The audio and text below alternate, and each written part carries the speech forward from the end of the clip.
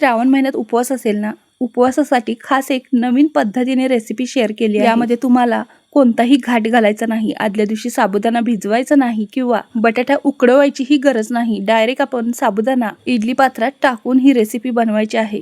अगदी नवीन पद्धतीने कोणतीही पूर्वतयारी न करता आणि तोही कुरकुरीत असा पदार्थ उपवासाचा। आणि हा पदार्थ तुम्ही खाल्लाय पण अशा पद्धतीने कधीच नाही बनवला, असं काय आहे?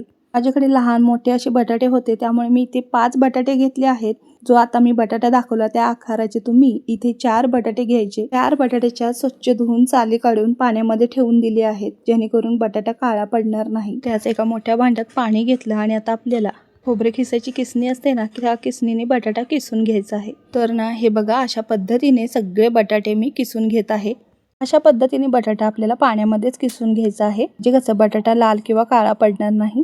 या पद्धतीने बटाटा सगळा किसून घेतलेला आहे आणि आता हा बटाटा आपल्याला 2 ते 3 पाण्याने व्यवस्थित स्वच्छ धुवून घ्यायचा आहे, म्हणजे कसं त्यातला स्टार्चही निघून जाईल आणि कसं आहे बटाटाही काळा पडणार नाही। बटाट्याचा सगळा किस 2 ते 3 पाण्याने स्वच्छ धुवून घेतलेला आहे आणि एक 5 मिनिटं पाण्यामध्ये असंच ठेवून द्यायचं आहे परत आपल्याला।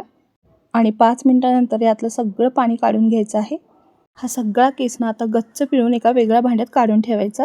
आता पुढची प्रोसेस होईपर्यंत बटाट्याचा किस अजिबात लाल किंवा काळा पडणार नाही, हा बाजूला ठेवूया आपण। आता आपण दुसऱ्या स्टेपकडे वळूयात। इथे एक मोठं भांडं घेतलं आहे आणि त्यामध्ये आता आपल्याला एक मोठी वाटी साबुदाणा घ्यायचा आहे। हा कच्चा साबुदाणा आहे, निवडून स्वच्छ धुवून घ्यायचा आहे 2 पाण्याने। जसा बटाटा आपण स्वच्छ धुवून घेतला ना, त्याच पद्धतीने साबुदाणाही आपल्याला इथे धुवून घ्यायचा आहे।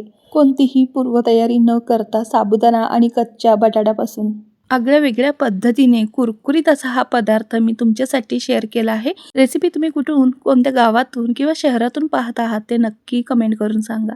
या रेसिपीसाठी आपल्याला तासांनी तास साबुदाणा भिजवत घालायची गरज नाही, अगदी झटपट होणारी ही रेसिपी आहे। आणि त्याचबरोबर श्रावण महिना आहे आणि श्रावण महिन्यात घरोघरी सगळ्यांचे उपवास असतात, अशा वेळेला झटपट अशी करता येईल अशी रेसिपी आहे। आता आपल्याला एक मोठं भांडं घ्यायचं आहे, ताट असं मोठं किंवा परात घ्यायचे आहे। धुवून ठेवलेले हे साबुदाणे आता परातीत काढून घ्यायचे आहेत आणि जो आपण बटाट्याचा किस ठेवला होता ना, तोही यामध्ये सगळा घालायचा आहे।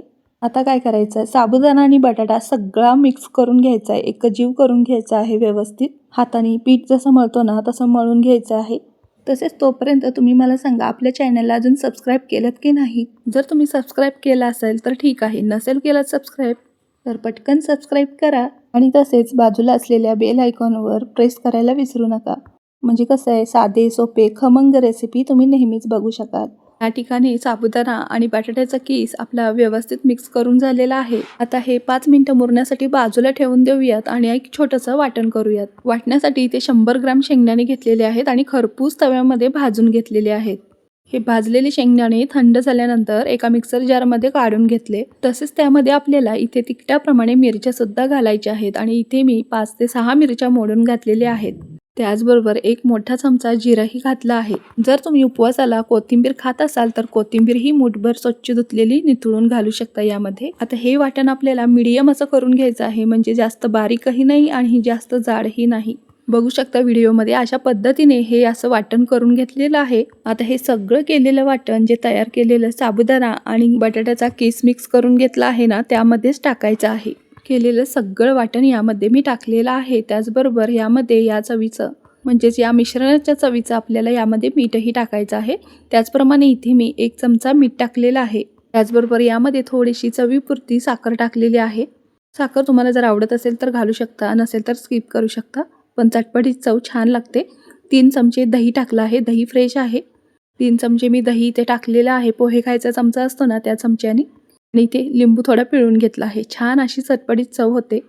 तर तुम्ही ही सगळी तयारी बघितल्यानंतर नक्कीच तर्क केलं असेल। आज आपण या ठिकाणी साबुदाणे वडे करणार आहोत, ते एकदम आगळ्या वेगळ्या पद्धतीने, आणि त्यासाठी कोणतीही पूर्वतयारी अजिबात करायची गरज नाही।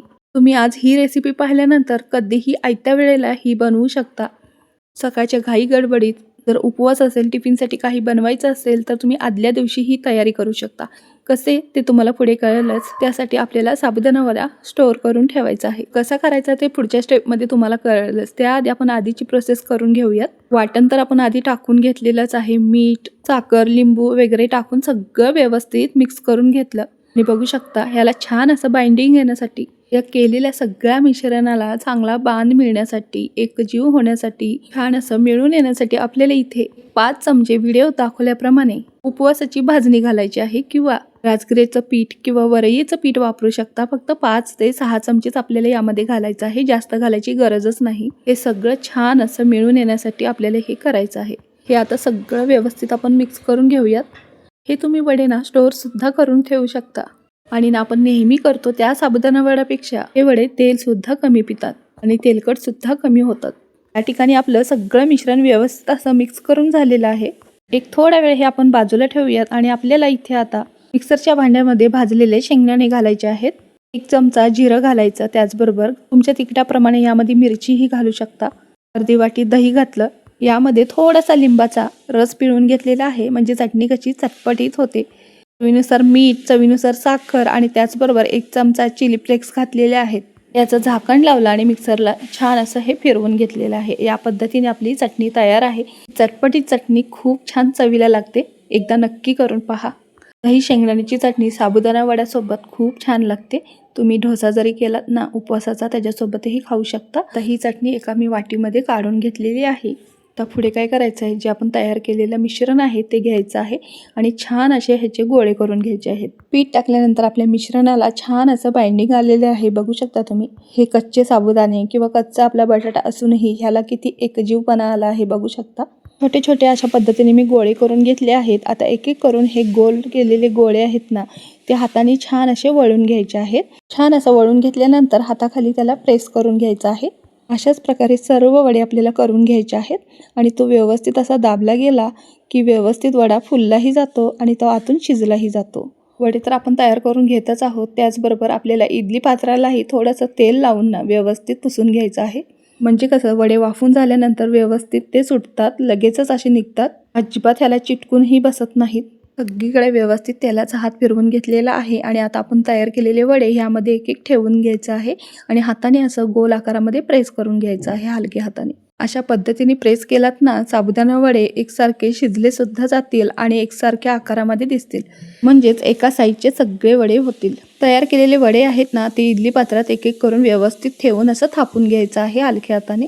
सगळे वडे व्यवस्थित इडली पात्रामध्ये ठेवून घेतल्यानंतर आता आपल्याला हे वाफवायला ठेवायचे आहेत. बघू शकता तुम्ही, तिन्ही भांड्यात व्यवस्थित एका आकारामध्ये सगळे व्यवस्थित थापून घेतलेले आहेत. हे छान असे 5 मिनिटात वाफवून होतात. हे वडे ना वाफवलेले तुम्ही न तळताही खाऊ शकता. इतकी छान टेस्ट लागते ना गरम गरम. खूप छान लागतात हे वडे. इडलीही म्हणू शकता ह्याला तुम्ही. तिन्ही इडली पात्रामध्ये आपले सगळे वडे व्यवस्थित थापून झालेले आहेत. आता आपण स्टीम करून घ्यायचं आहे, म्हणजे वाफवून घ्यायचे आहेत हे सगळे वडे. त्यासाठी आधीच मी पाणी गरम करायला ठेवलं होतं. तयार केलेले वड्यांच्या सगळ्या प्लेट व्यवस्थित लावून घेतलेले आहेत मी. आता 5 ते 7 मिनिटं आपल्या मोठ्या आचेवर ना छान असे हे वडे वाफवून घ्यायचे आहेत. तोपर्यंत आपण इथे राहिलेलं जे मिश्रण आहे ना, त्याचे वडे छान असे गोल आकारात थापून घेऊयात. म्हणजे लगेचच आपण ते वडे वाफवले की हे वडे वाफवायला ठेवूयात. अशा पद्धतीने राहिलेले ही मिश्रणाचे 6 ते 7 आपले वडे झालेले आहेत. त्याचे असे गोळे करून ठेवलेले आहेत आणि ते आपले साबुदाणा वडे वाफून झाल्यानंतर हेही आपल्याला व्यवस्थित थापून वडे वाफवून घ्यायचे आहेत. आपले साबुदाणे वडे वाफून 7 मिनिटं झालेले आहेत आणि आता आपण बघून घेऊया आपले साबुदाणे वडे शिजलेत की नाहीत ते. आता काटा चमचा घातल्यानंतर आपला जो काटा चमचा आहे ना, तो क्लीन निघाला की समजून जायचे आपले वडे छान असे शिजलेले आहेत, वाफवलेले आहेत. पहिली प्लेट मी काढून घेतलेली आहे. दुसरी प्लेटही बघू शकता. छान असे टम्म आपले वडे फुललेले आहेत, फुगलेले आहेत. सगळे वडे आपले व्यवस्थित शिजलेले आहेत आणि छान असे फुलले देखील आहेत. कपड्याच्या साहाय्याने असे पकडून मी व्यवस्थित हे काढून घेतलेले आहेत आणि वडे आपल्याला लगेच काढायची घाई करायची नाही बरं का. हे सुरुवातीला सगळं मिश्रण ना एकदम मऊ असतं. हे सगळे वडे ना काढायची घाई करायची नाही. हे सगळं व्यवस्थित थंड झाल्यानंतरच इडली पात्रातून आपल्याला हे वडे काढून घ्यायचे आहेत. नंतर इथे आपल्याला चमचेचीही गरज लागत नाही, सहज हाताने ते निघतात. बघू शकता तुम्ही. इडली पात्राला तेल लावल्यामुळे जे आपले वडे आहेत ते सहज असे अलगद निघतात आणि तुम्ही बघू शकताय त्याचा आकारही खूप छान असा तयार झालेला आहे. अजिबात आपल्याला सुरीचं टोक सुद्धा फिरवायची गरज लागली नाही. सर्व वडे अलगद निघतात आणि सर्व वडे अशाच पद्धतीने आपण काढून घेऊयात आणि एका प्लेटमध्ये ठेवूयात. बघू शकता किती छान आपले वडे तयार झालेले आहेत आणि एकाच वेळेला हे वडे आपले 16 तयार झालेले आहेत. ते ही प्लेट थोडी बाजूला ठेवूयात आणि आपले राहिलेले जे वडे आहेत ना, ते सुद्धा आता आपण वाफवून घेऊयात. अशी तयार केलेले जे 7 गोळे होते ना, तेच यामध्ये व्यवस्थित आपण जे सुरुवातीला दाखवले त्या पद्धतीने प्रेस करून घ्यायचे आहेत, थापून घ्यायचे आहेत. आणि ह्या प्लेट आपण इडलीच्या भांड्यात ठेवून ही वडे आपल्याला 5 ते 7 मिनिटं वाफवून घ्यायचे आहेत. बघितल्यात ना, अगदी पटकन आणि झटपट हे साबुदाणा वडे आपले तयार झालेले आहेत. आता हे स्टोअर कसे करायचे ते आपण बघून घेऊयात. एकदम हवाबंद डब्यामध्ये हे सगळे वडे आपल्याला व्यवस्थित पॅक करून ठेवायचे आहेत. म्हणजे ज्या वेळेस तुम्हाला खाऊ वाटेल त्यावेळेस तुम्ही हे वडे तळून खाऊ शकता. जर तुम्हाला सकाळची घाई गडबड असेल तर तुम्ही आदल्या दिवशी ही तयारी करून ठेवू शकता आणि सकाळी आयत्या वेळेला हे वडे तळून तुम्ही उपवासासाठी, मुलांच्या टिफिनसाठी किंवा मनात येईल तेव्हा तळून खाऊ शकता. वडे तर तयार झाले आहेत. आता ह्याचा रिझल्ट दाखवत आहे. त्याचप्रमाणे इथे मी तुम्हाला थोडे वडे तळूनही दाखवत आहे. नेहमीचं जसं आपण साबुदाणा वडा तळायला तेल घेतो त्या पद्धतीने घ्यायचं नाही. अगदी थोड्या तेलामध्ये हे वडे आपण छान असे कुरकुरीत खुसखुशीत होईपर्यंत तळू शकतो. वडे तळत असताना तुम्ही ना तेल जास्त कडक तापवून घ्यायचं नाही. मीडियम असं तेल तापलेलं असायला पाहिजे. वडे तेलामध्ये सोडल्यानंतर छान असे हलकेसे बुडबुडे तयार होतात. म्हणजेच आपण समजून जायचं तेल आपल्या योग्यरीत्याने तापलेलं आहे. आणि अशाच पद्धतीने वडे आपल्याला छान असे आलटून पलटून तेलामध्ये तळून घ्यायचे आहेत. हे वडे तळत असताना अजिबात कसलीही भीती नसणार आहे. तेलामध्ये फुटतील का किंवा तेल पितील का. अगदी आपण नेहमी साबुदाणा वडा बनवताना त्या वड्यापेक्षाही टेस्टी आणि खमंग वडे होतात. हे वडे तर आपले आधी शिजलेले आहेत आणि हे वडे तळण्यासाठी जास्तीचं तेलही लागत नाही. फक्त आपल्याला कुरकुरीत खुसखुशीत मंद आचेवर हे वडे तळून घ्यायचे आहेत. दोन्ही बाजूनी आलटून पलटून. होऊ शकता वडे किती छान दिसत आहेत ना, बघताक्षणी खावेसे वाटतात.